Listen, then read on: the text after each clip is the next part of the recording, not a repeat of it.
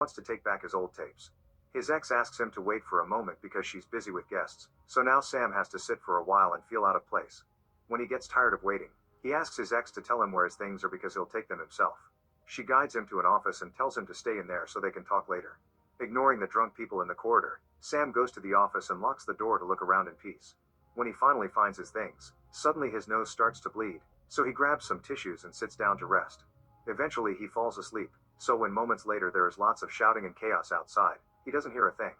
The next morning, Sam wakes up and grabs his things to leave, but as soon as he opens the door, he's horrified to discover the entire place is a huge mess and there's blood everywhere. After grabbing a random object to defend himself, Sam checks outside the apartment only to discover all the party people including his ex have turned into zombies. As they try to attack him, Sam quickly closes the door. Then he looks outside through the window and discovers the same situation everywhere. Most people have turned into zombies and those that haven't are being chased and killed. The streets of Paris are a mess as well, and when a family tries to escape in their car, the horn noise attracts the zombies, who immediately surround and kill them. Next, Sam checks the jackets and bags the guests left behind and finds their cell phones, so he ends up listening to all their calls for help or even the last words they sent to their loved ones. When he doesn't hear any more noises in the corridor, he leaves the apartment and goes to the roof, but he doesn't see a single living person or any kind of help coming. Afterward, Sam decides to do whatever it takes to survive and starts by cleaning the rooms to get rid of all the infected blood. Suddenly he hears a strange noise from the apartment below right before a shot creates a hole on the floor. Sam looks through it and discovers that the neighbor downstairs self-deleted. Curious, he takes a metal bar from the wall and begins hitting the hole until it's big enough for him to go through. After covering the old man with a blanket, he checks on the other body and realizes the first sound he had heard had been the guy shooting his wife because she was infected, and then he couldn't live with it. Then Sam raids the kitchen for food, grabs the man's weapon, and takes all the bullets he can find. After making sure the corridor is clear of zombies, he comes out and goes downstairs, closing every door he sees on the way. When he makes it to the front entrance, he finds the zombies outside, so he rushes to close the door right before they can reach for him. Now that the building has been secured, Sam goes to the caretaker's room and grabs the keys to all the apartments while ignoring the zombie reaching through the window. He also finds a can of tuna that he quickly eats. Then he takes all the supplies and useful objects he finds there before organizing the keys by apartment number so he can use them to check each room. The first apartment he enters has a zombified family in it and Sam is attacked, but after some struggle, he manages to push the zombie off. Then he runs outside and closes the door to draw an X on it to avoid re-entering it in the future. Then Sam continues to check all the other apartments, which thankfully are empty. He gathers all the food he can find, but sometimes he also takes other things like a paintball gun. Since Sam is a musician, he's happy to find an MP3 player, some old cassettes, and even a set of drums. Once he's done with all the apartments and has a mask to protect his face, Sam is closing up only to be startled by the elevator suddenly moving, which reveals a zombie inside. Since it isn't behaving violently, Sam doesn't kill him. Instead, he ties the iron fence with a belt to keep him from escaping. Later in the evening, Sam has food while listening to his old tapes, which brings lots of good memories. The next day, Sam watches the zombies outside for a while before organizing all the food he's gathered, rationing it properly and keeping a record in a notebook. He also uses the dirt on a window to draw a grid and start counting the days. Afterward, he goes back to looking around the apartment and eventually ends up playing the drums to release some tension. However, he must be careful because all the noise attracts the zombies to the window. Days start to pass and Sam tries his best to keep himself busy. He marks the days on the window, cooks his own meals, and sometimes at night he goes to the roof to watch the empty city. Using the paintball gun, he starts a game of shooting the zombies on the street and crossing them out on his ex's pictures. He also records sounds he makes with random objects and creates music with them. One day, Sam realizes there's a strong stench and looks into the apartment below to realize the bodies are rotting.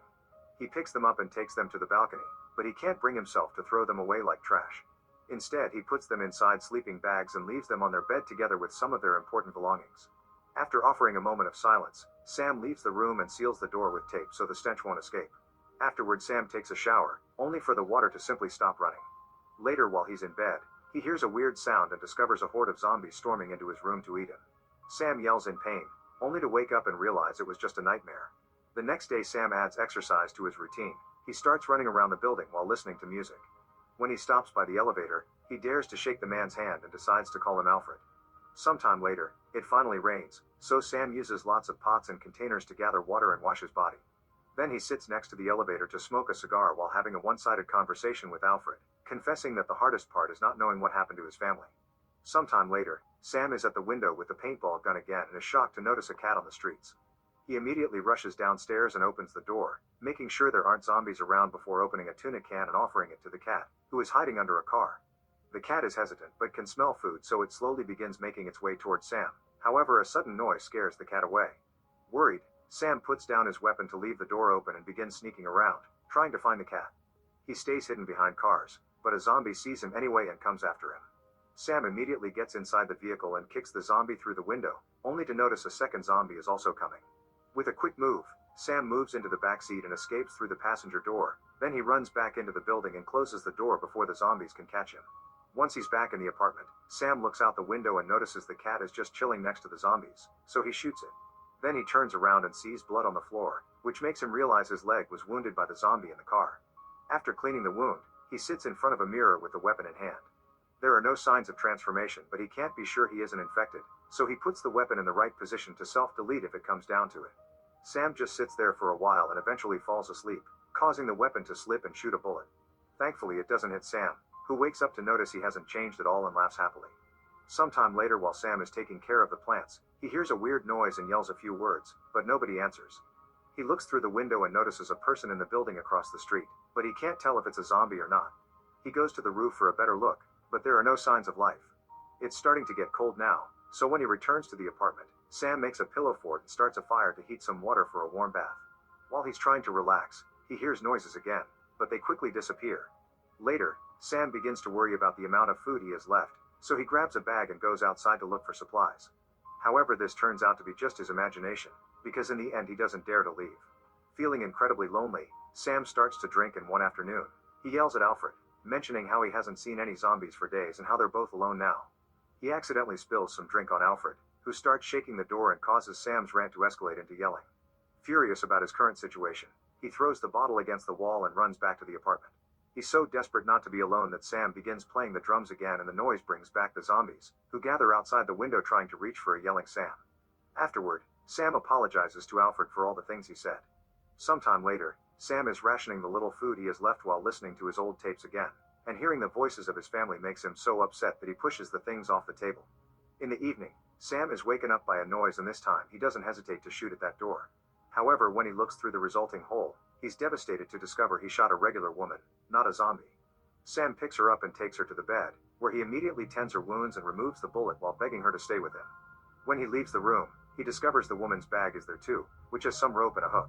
The next morning, Sam is grieving when he suddenly hears a noise and discovers the woman has survived.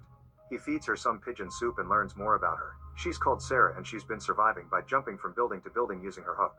She's seen a few survivors hiding in apartments, but most of them have become crazy. The zombies aren't good with heights, but she still never stayed more than a week in one place. Sam tells her it's safe in this building, but Sarah is still wary, explaining the shot from last night got the zombies' attention and eventually they'll tear off the door because they have nothing better to do. Sometime later, Sam is doing his daily walk through the building and Sarah comes with him. She gets scared when they walk in front of Alfred, but Sam promises he'd never eat either of them.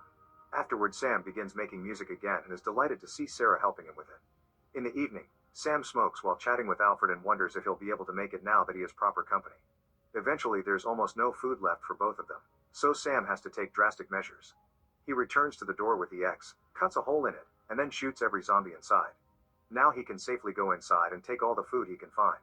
Afterward, he returns to his apartment and notices Sarah isn't there. He looks around and finds her on the roof. Apparently, she's looking for a way to leave soon. She wants to practice jumping toward the building across the street, but Sam protests because it's too dangerous. Sarah disagrees, explaining that if they stay they'll either go mad and self-delete, or the zombies will eventually manage to break down the door. Furious, Sarah storms back into the apartment. Sam follows her, but when she doesn't answer, his mind starts catching up to what really happened. Sarah never woke up while Sam tended her wounds, and her presence has been an hallucination. When Sam enters the room now, he finds her dead body on the bed and grabs her hand as he cries. Then he covers her with a sheet and candles to offer a proper goodbye. He also checks her bag again and finds a digital camera, so he looks through the pictures.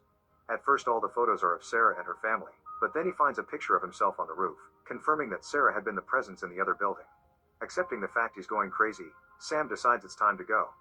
He starts by lighting all his old tapes on fire, then he grabs Sarah's bag and goes to the roof to escape. However, he remembers Alfred and decides to free him. Alfred doesn't attack, instead he follows him around, and Sam sends him into an apartment. At that moment, the burning tapes activate the fire alarm and the zombies finally break down the front door, desperately coming after Sam. He shoots as many zombies as he can, but eventually they make him fall, so he pushes them away and decides to run instead of fighting. Now the elevator is free, Sam runs inside and closes the gate, ignoring all the hands reaching to try to grab him. Then Sam starts climbing up the elevator shaft and runs toward an empty apartment, but a zombie follows him there. Sam grabs the curtains and covers the zombie with them, managing to keep him distracted. However, when he tries to escape, he accidentally bumps against some objects on the floor and alerts the zombie of his location. Sam immediately reacts by hitting the zombie a couple of times and putting a couch on top of him to trap him. Afterward, Sam climbs on that couch and goes through the hole to return to his apartment, which is full of smoke. There are lots of zombies around too, but the smoke allows Sam to slowly walk around undetected. Eventually he makes it to the roof and uses Sarah's hook to throw the rope toward the other building. There's a zombie coming after him, so Sam jumps without much thought and hits his body against the wall. After a few seconds, Sam wakes up and is relieved to have escaped. There's a zombie at the window, so instead he climbs all the way to the roof and stares at the city skyline. Suddenly he hears some noises far away and hopes they were made by survivors.